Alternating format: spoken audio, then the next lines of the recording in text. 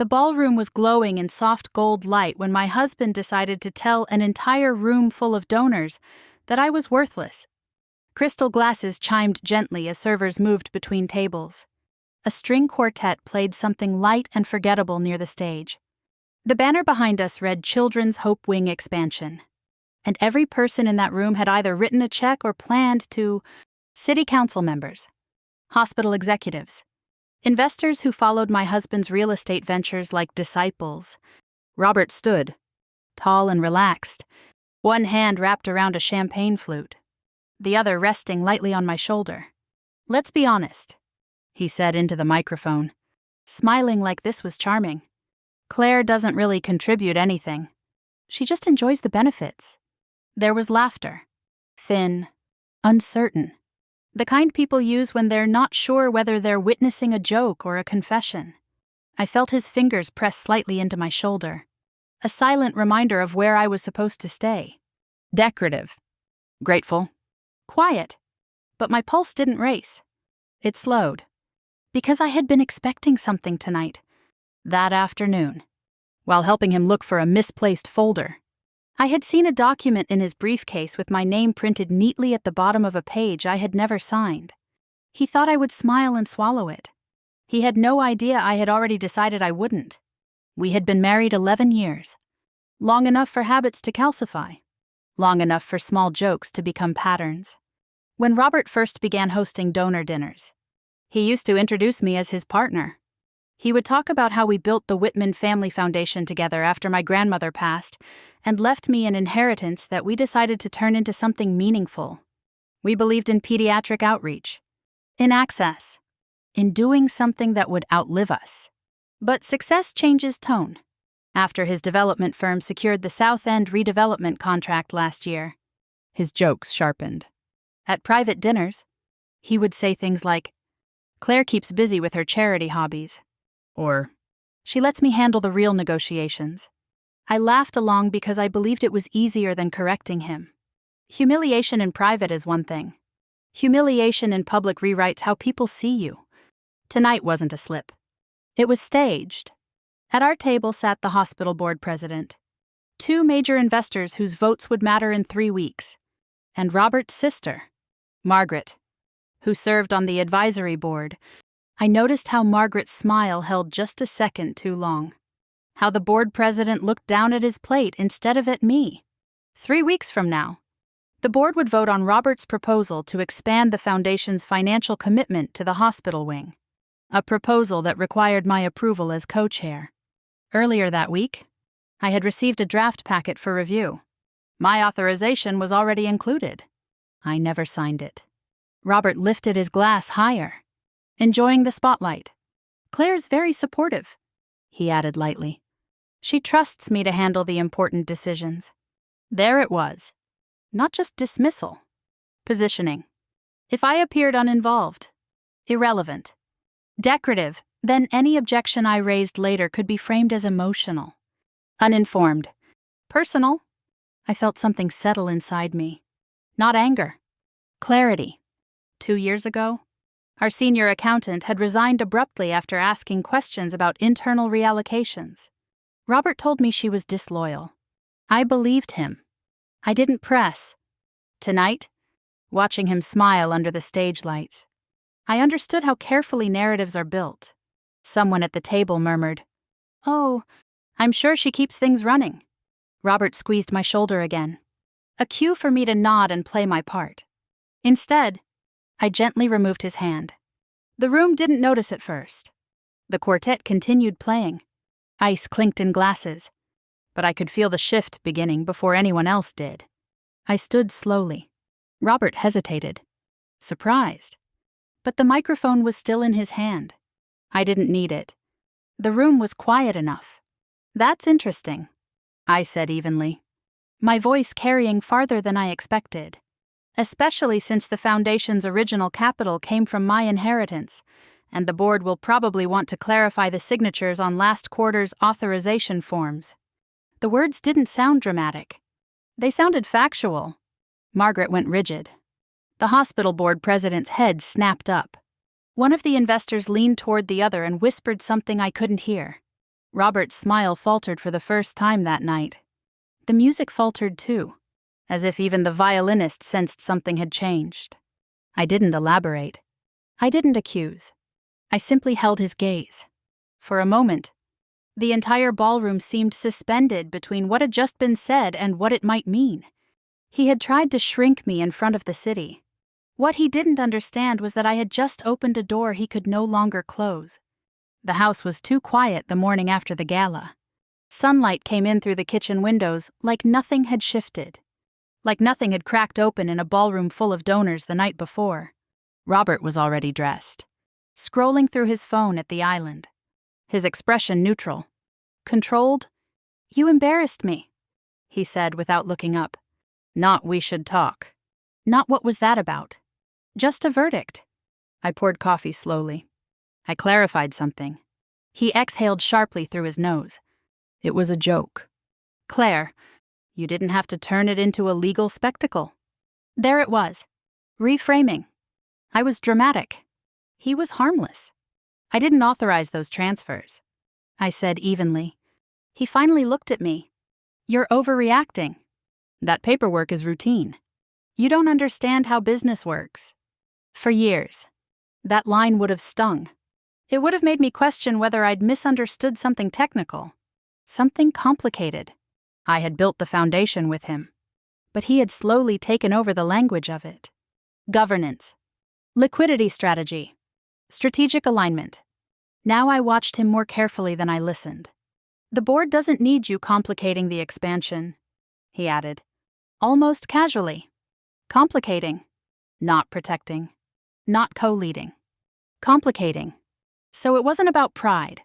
It was about the vote.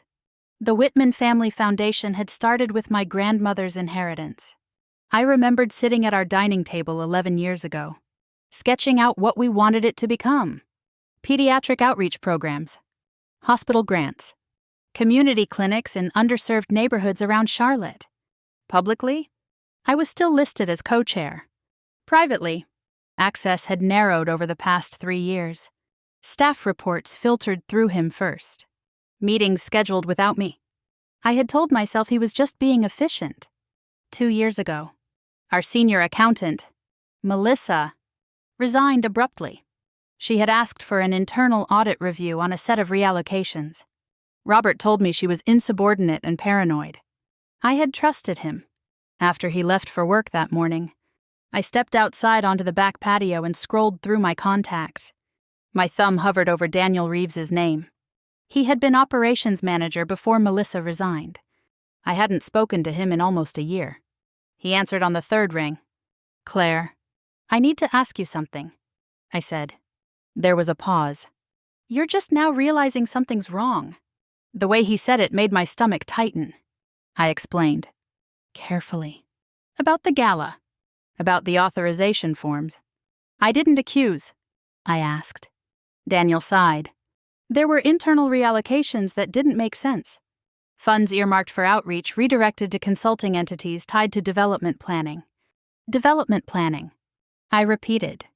"Your husband's expansion project," he said quietly. "I was told it was temporary liquidity restructuring. But when I asked for documentation, I was iced out."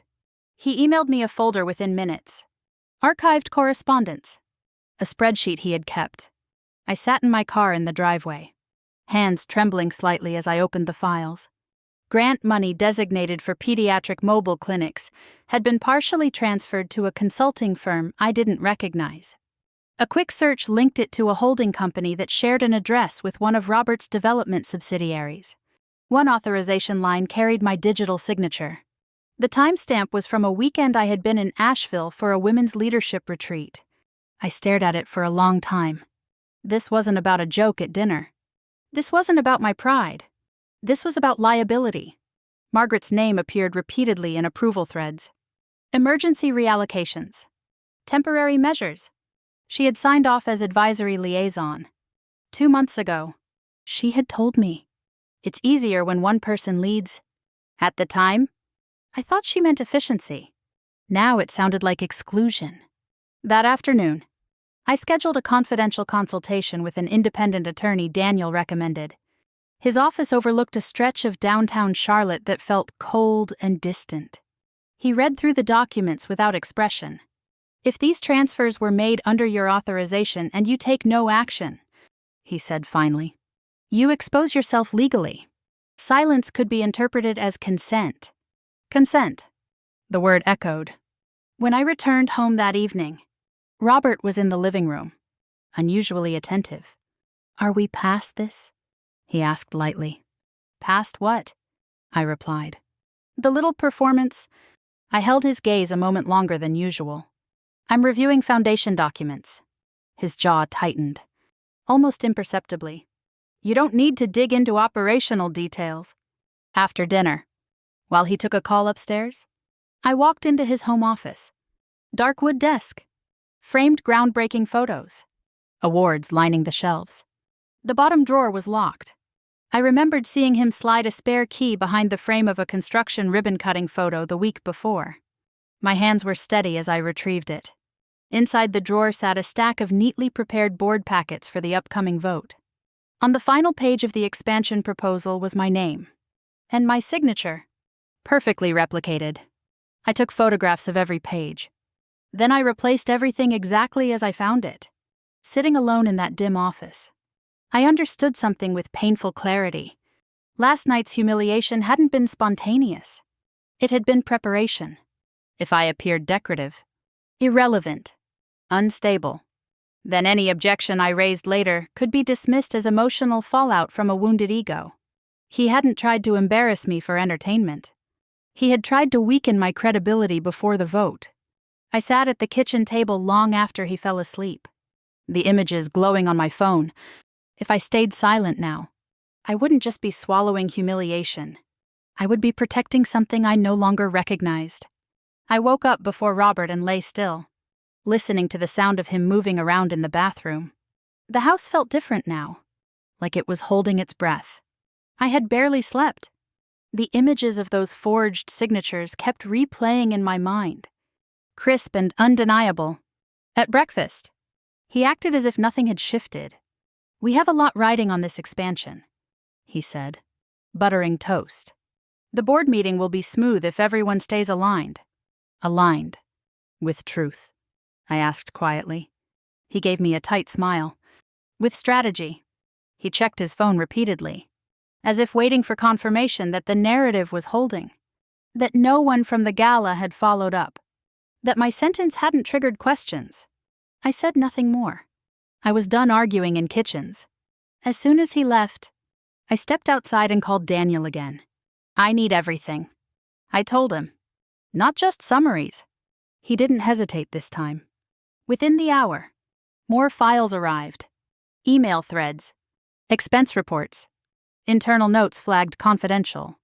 I spread printed copies across the dining table, the same place where we once mapped out grant initiatives and holiday budgets. The pattern was clear once I stopped trying to excuse it. Foundation funds designated for pediatric outreach had been routed to a consulting entity labeled Strategic Advisory. That entity shared corporate ties with one of Robert's development holding companies tied to the South End project. The transfers were structured in increments, just small enough to avoid triggering immediate alarm. On 3 separate authorization lines, my digital signature appeared. One of them was time-stamped on a Saturday I distinctly remembered. I had been in Asheville, speaking on a nonprofit panel. I still had photos from that day. I felt something shift inside me then, not fear, not even anger. Precision. I searched through the email archive Daniel provided. In one thread, Margaret approved an emergency liquidity reallocation citing temporary capital optimization. Her tone was clinical, dismissive of questions raised by Melissa, the former accountant. Melissa had written, "Without dual verification, this exposes us to compliance risk." The response from Robert, "Claire has already signed off." I hadn't. The realization tightened my chest. This wasn't just manipulation within a marriage. This was a constructed narrative inside a family business. A quiet betrayal wrapped in governance language. I drove to Daniel's office that afternoon rather than speaking over the phone. I needed to see his face. "You weren't supposed to find out this way," he said as soon as I sat down. Find out what? That the expansion wasn't just about growth. It was about leverage. He explained that projected foundation expansion had been informally referenced in conversations with lenders connected to Robert's development project. The hospital wing commitment strengthened the optics of long-term philanthropic capital, which made financing more attractive. He tied the reputation of the foundation to the credibility of his company. Daniel said carefully, "If one looks unstable, the other does too." My mind moved quickly. "So if I object," I said slowly, "it threatens more than just a board vote." He nodded. I felt the scope widening. Back home. I went straight to the home office again. The locked drawer no longer intimidated me. I reviewed the board packets more closely this time. The expansion proposal projected aggressive capital movement over the next 18 months. Language like accelerated disbursement and strategic flexibility masked what looked, to me now, like exposure. If the expansion passed, the foundation would be legally entangled in financial structures I did not fully control. My phone buzzed. An email from the foundation administrator. Subject line: Confirmation requested. Claire, per your previously submitted approval, we are preparing final materials for the vote. Please confirm receipt. Previously submitted approval. I stared at the screen for a long moment. He wasn't just forging signatures. He was reinforcing them in writing. That evening, Robert returned home in unusually high spirits. "Everything smoothing out?" he asked casually. I studied him. "I spoke with Daniel," I said. His expression flickered, just for a second. "You're dragging former employees into this," he replied coolly. "That won't look good." There it was again. Optics. Reputation. Control. "I'm reviewing documentation," I said. "That's all." He walked past me toward the stairs. "Just remember, Claire," he said without turning around. "These kinds of misunderstandings can spiral misunderstandings." Later that night, I sat alone in the dim office. The glow from my laptop reflecting off framed photos of ribbon cuttings and charity galas. He thought the risk was embarrassment. He thought the danger was that I might raise my voice in public again. What he didn't see, what he still didn't understand, was that the real danger had already shifted. Because this was no longer about a joke at dinner. This was about a paper trail. And paper does not laugh. My credit card was declined at a pharmacy on a Tuesday afternoon. I stood there holding a bottle of aspirin and a tube of toothpaste while the cashier tried again, her smile thinning with each beep of the machine. "I'm sorry," she said softly. "It's not going through."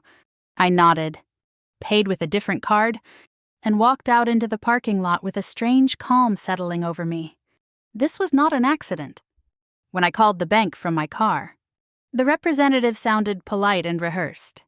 There was a recent restructuring on the primary account, she explained. Authorization changes were made by the primary holder. Primary holder? Robert. I thanked her and ended the call without raising my voice. That evening, he was already home when I walked in.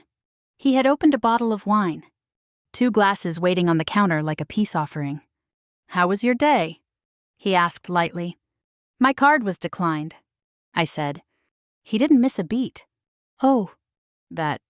I consolidated a few accounts. "Streamlining? It's cleaner this way." "Cleaner for who?" "For us," he replied smoothly. "You don't need to worry about the numbers." There it was again. The narrowing of access. The subtle tightening of control. "I'd prefer to review the changes," I said. He smiled. "Patient and patronizing? Claire, you're already overwhelmed. Let me handle the operational details." Operational details. That phrase used to soothe me.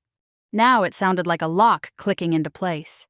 During dinner, he mentioned casually that he had finalized the date for the foundation board vote. 3 weeks, he said. "We'll present the expansion formally. It's time to move forward." Margaret's voice crackled through the speakerphone when he dialed her in after dessert. "I told you the board is ready," she said warmly. "Momentum matters." I listened to them talk as if I weren't sitting at the same table. After the call ended, I heard him murmur under his breath, The majority is already secured. Majority. So this wasn't persuasion. It was orchestration. Later that night, I laid out printed copies of the forged authorization beside my authentic signature from earlier foundation documents. The differences were subtle but undeniable. The curve of the C in my name. The pressure on the final stroke. I sent the comparison to my attorney. He called within the hour. "You need to preserve everything," he said. "Do not alert him to the full scope of what you know yet.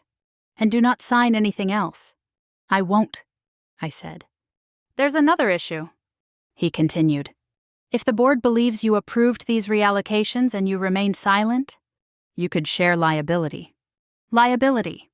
The word no longer felt abstract. The next morning, the social shift began. A mutual friend texted me.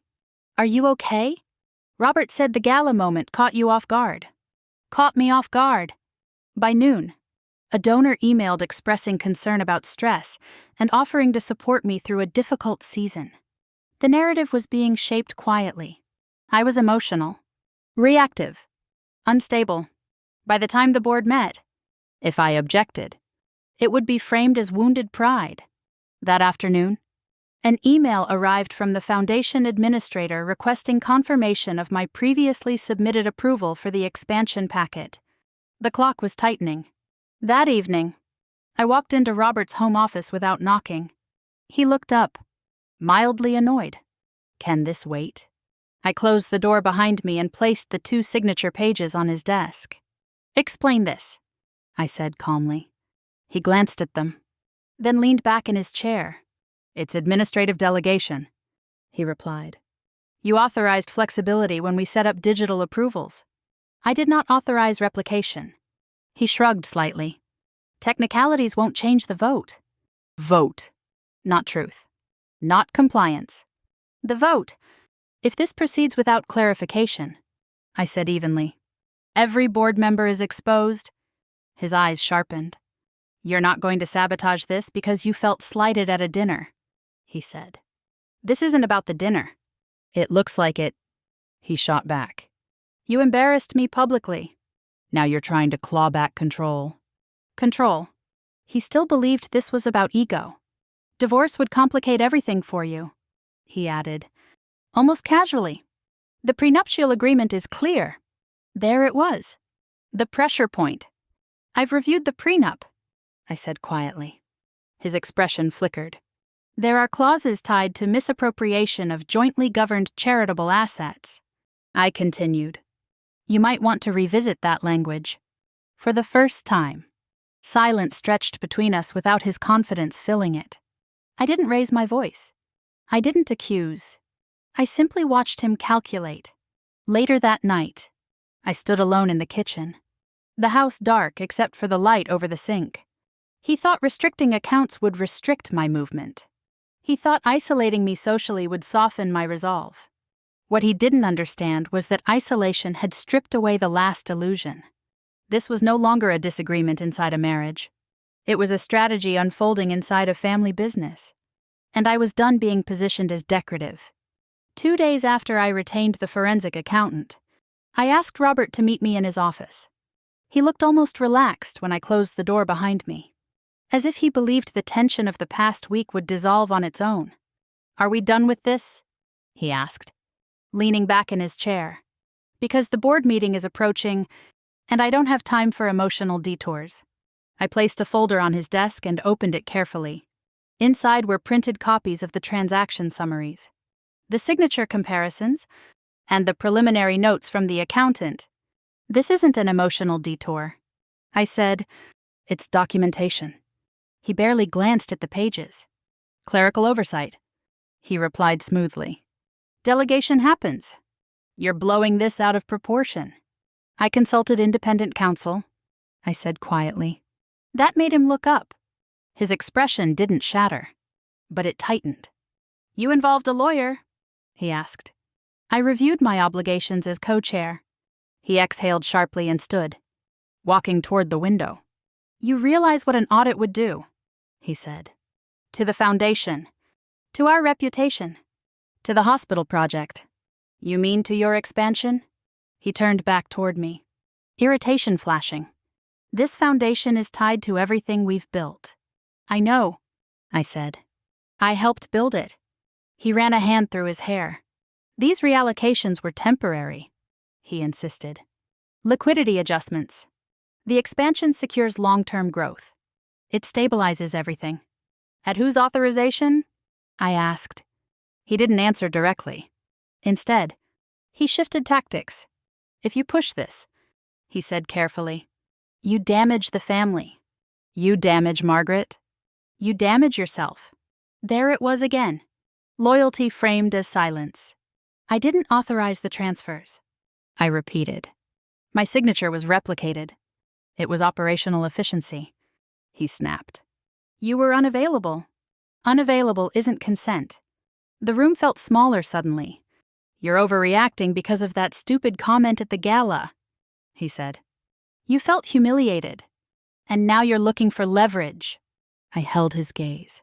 This started long before the gala. He scoffed. So what is this? Revenge. No, I said. Protection. He walked back behind his desk and sat down slowly. You think you're protecting something? He said, voice lowering.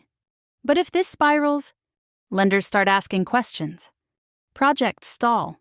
Investors hesitate. You think the board won't connect that to you? He believed fear would silence me. You mentioned the prenuptial agreement, he added, almost casually. You remember what it says about asset division? I do, I said. And I reviewed it with my attorney. His eyes narrowed. There's a clause, I continued, about misappropriation of jointly governed charitable assets voiding certain protections. For the first time since this began. He looked uncertain. That's a stretch, he said. It's language, I replied. And language matters. He leaned forward. You'd really risk everything we've built. I thought about the early days of our marriage. Sitting at the dining table sketching out grant ideas. Celebrating our first small hospital donation. The pride we felt when the foundation's name appeared on a plaque. I didn't risk it, I said softly. You did?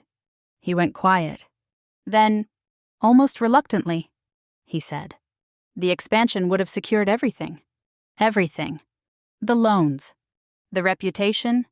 The illusion of control. It would have secured you, I corrected. He stared at me like he no longer recognized the person standing in front of him. You're being disloyal, he said.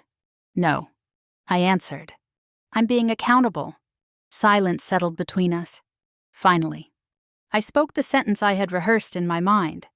I will attend the board vote, I said, and I will not endorse the expansion until an independent audit is completed.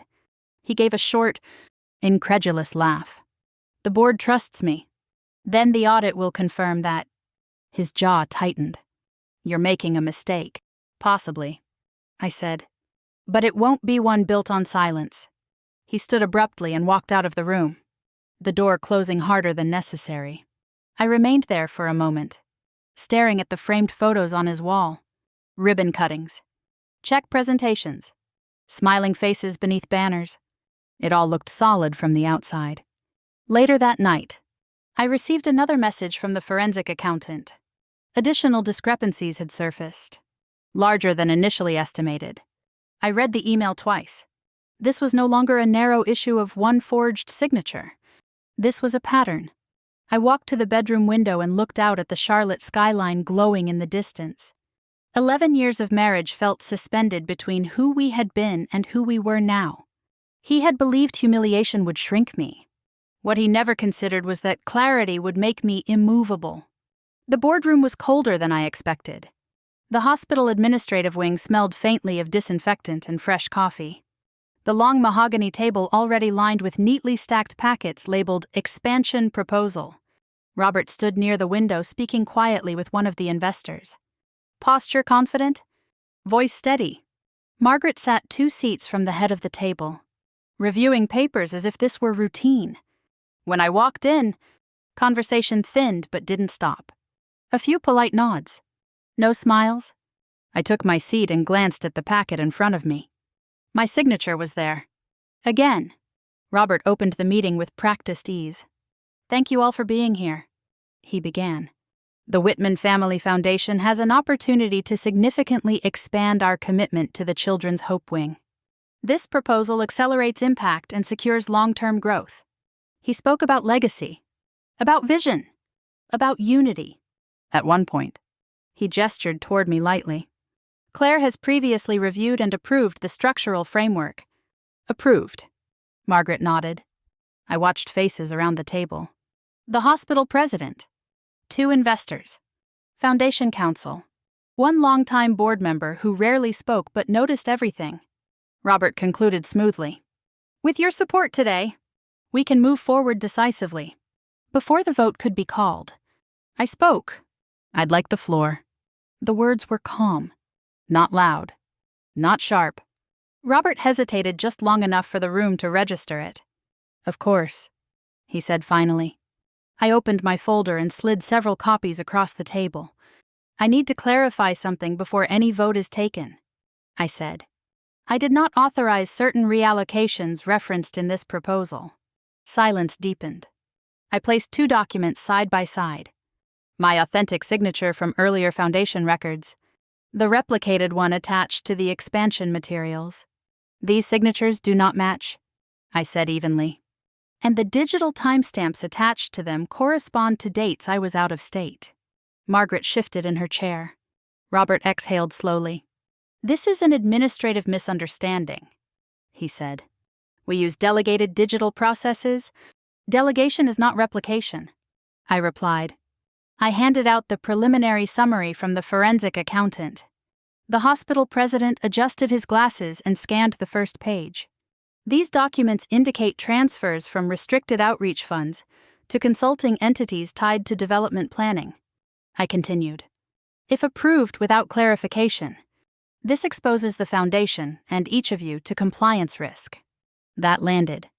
The investor across from me leaned back in his chair. "Is this accurate?" he asked Robert. Robert kept his tone steady. "Temporary liquidity restructuring.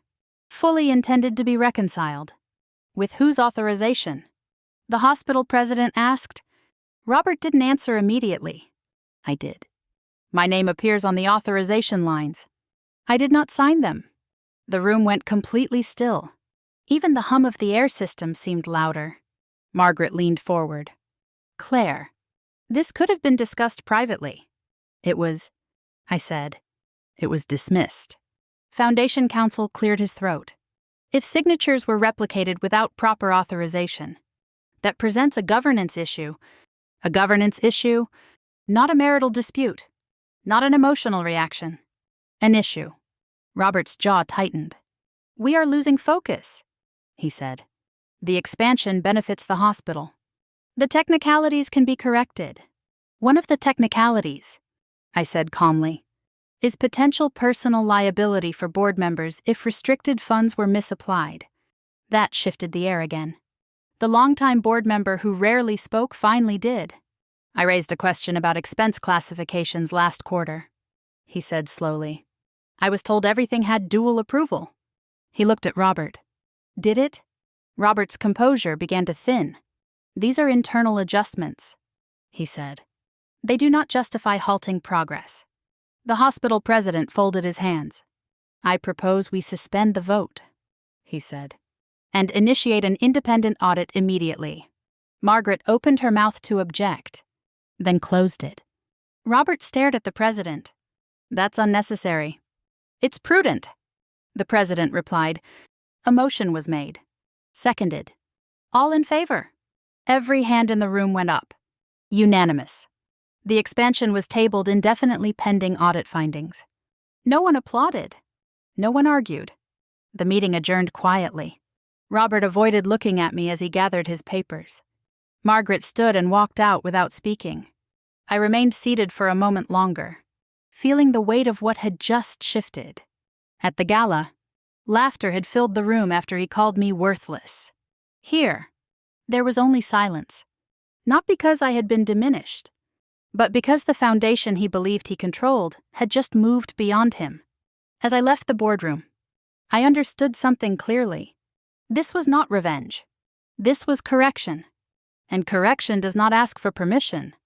The audit began quietly, but the silence it created was louder than any argument we had ever had. Within a week of the board vote being suspended, independent auditors were seated in the foundation offices reviewing files, requesting documentation, interviewing staff. The atmosphere shifted from confident momentum to controlled tension.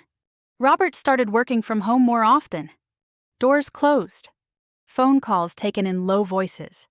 Legal language creeping into everyday conversation. He no longer mentioned the expansion at dinner. Invitations began to thin. A donor luncheon was rescheduled. A local business journal postponed a feature highlighting Robert's development success. No announcements were made publicly, but hesitation moved through our social circle like a ripple. Reputation doesn't collapse all at once. It softens first. Margaret came by the house one afternoon without calling ahead. I saw her car in the driveway and felt a flicker of something I couldn't name. She went straight to Robert's office. The door shut behind them. I stayed in the kitchen, listening to muffled voices rise and fall. When she finally emerged, she didn't look at me. Not with anger. With distance.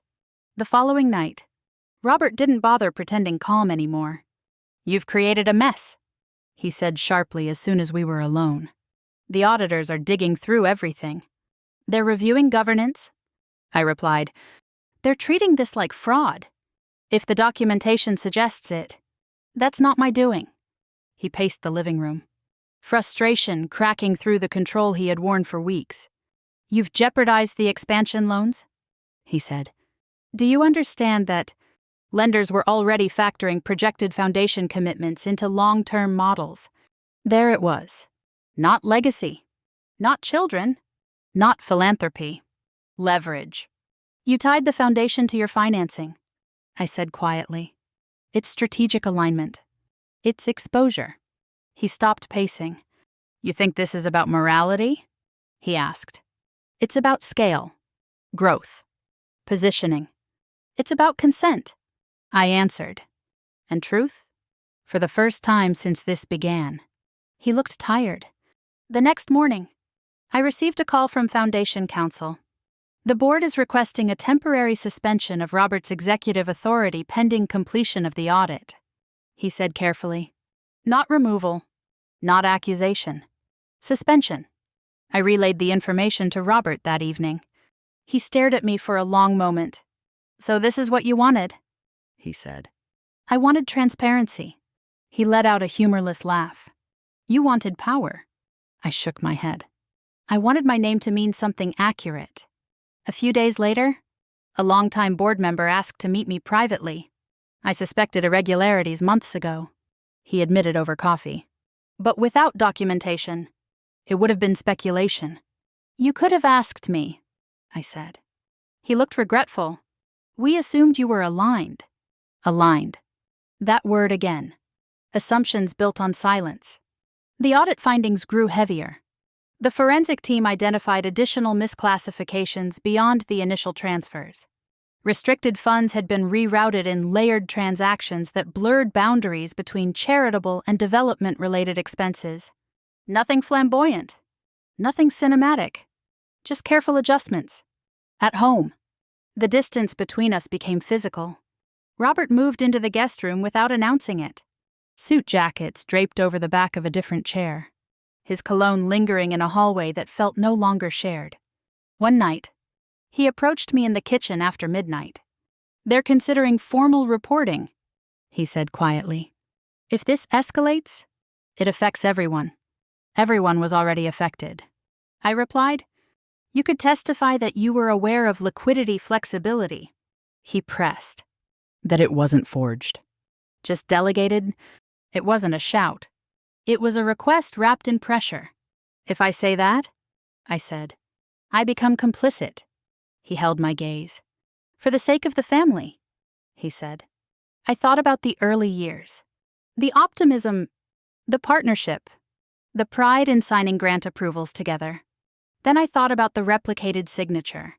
Silence had created this. Silence would not repair it. "I won't protect something built on misrepresentation," I said. He looked at me for a long time. Not with anger this time. With something closer to fear. A week later, formal notice was issued. Robert would step down from operational leadership of the foundation pending the final audit report. Not publicly shamed. Not escorted out. But removed from authority. That evening, he packed files into a briefcase in the guest room while I stood in the doorway. "You froze the room at that dinner," he said without looking at me. "You just didn't realize what you were starting." "I did," I answered quietly, because what began that night was not revenge. It was consequence. And consequence, once set in motion, does not return to where it started. The final audit report arrived on a quiet Thursday morning. I was sitting at the kitchen table with a cup of coffee gone cold when the secure email notification appeared on my screen. For a moment, I simply stared at it, my reflection faint in the dark glass. This was the document that would turn tension into record, suspicion into fact. I opened it slowly. The findings were clear. Misclassification of restricted charitable funds confirmed. Unauthorized replication of my signature documented. Governance failures outlined in measured, clinical language that carried more weight than any accusation ever could. There was no dramatic phrasing, no emotional undertone. Just evidence. The recommendations followed. Immediate restructuring of executive authority. Mandatory restitution plan. Strengthened compliance controls. And formal acknowledgement of procedural breaches. I closed my laptop and sat back. I didn't feel triumphant. I felt steady. The emergency board session was held that afternoon. The hospital president spoke first. Voice firm but controlled. For the integrity of the foundation and the protection of the hospital partnership, we are implementing the audit recommendations in full. Robert's removal from executive authority was formalized. Permanent this time. The expansion project was suspended indefinitely pending regulatory review. Margaret voted in favor of the restructuring. She still didn't look at me. The motion passed unanimously. There was no applause. No confrontation. No dramatic showdown. Just quiet agreement that something necessary had been done. When I walked out of the hospital administrative wing, the air felt lighter than it had in weeks. Not because something had ended, but because something had been clarified. That evening, the house felt unfamiliar. Robert was in the guest room packing documents into bankers' boxes. The sound of paper shifting against cardboard echoed down the hallway. He stepped into the doorway when he saw me. "You could have handled this differently," he said. Not angrily. Almost tired. "So could you?" I replied. He nodded once, as if conceding something neither of us needed to say out loud. "I never meant for it to spiral," he added.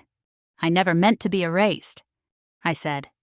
That was the closest we came to honesty. 2 days later, I filed for legal separation. It wasn't dramatic. There were no raised voices. Just signatures placed intentionally on pages I had actually read.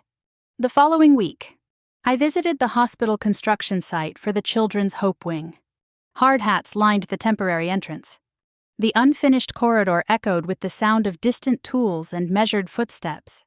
I walked slowly through the skeletal frame of what would become patient rooms and family waiting areas. The mission had not collapsed. It had survived correction. I paused in front of the architectural rendering mounted on a temporary wall. The foundation's name was printed beneath the hospital logo. Not his name. Not mine. The foundation's, for the first time in months. I felt aligned with something that didn't require me to shrink. That night, alone in the quiet house, I replayed the moment at the gala in my mind. The laughter, the thin smiles, the hand on my shoulder. "Claire doesn't really contribute anything." I used to think those words were meant to wound. Now I understood they were meant to position. He believed humiliation would reinforce control. What he didn't anticipate was that clarity is stronger than embarrassment. The night he called me worthless, he thought silence would protect him. Silence had protected him for years. It had cost me credibility, authority, and the steady erosion of my own voice. But when I spoke, the room didn't freeze because I was dramatic. It froze because truth disrupts comfort. I didn't expose him to destroy him. I refused to protect a structure built on misrepresentation. And in doing that, I protected myself. If you've ever been made to feel small in your own marriage, especially in public, you know how isolating that moment can be. The laughter that isn't quite laughter. The way people look away. The way you're expected to absorb it to keep the peace. But peace built on silence isn't peace. It's permission. If any part of this story feels familiar, I want you to know something I had to learn the hard way. Your name matters. Your signature matters. Your voice matters. Have you ever experienced a moment where someone tried to redefine your worth in front of others? What did you do? What do you wish you had done? Share your story in the comments. I read them, and I know there are more of us than we realize. And if stories about family drama, betrayal, hidden truth, and reclaiming quiet power speak to you, stay here. Subscribe and join this space where we tell the stories that were supposed to stay silent. Because sometimes one sentence doesn't just freeze a room. It changes the balance of power. And sometimes it changes your life.